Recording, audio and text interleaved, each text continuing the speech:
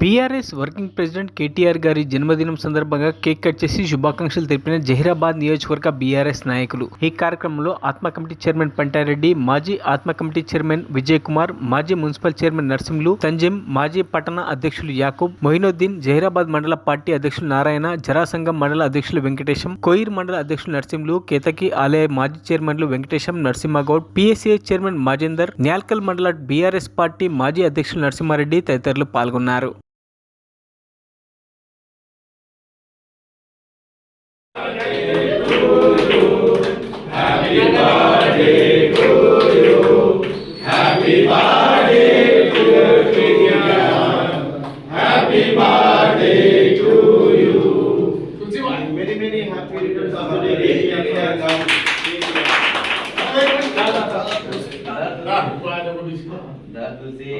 మరిన్ని అప్డేట్స్ కోసం మా ఛానల్ని సబ్స్క్రైబ్ చేయండి.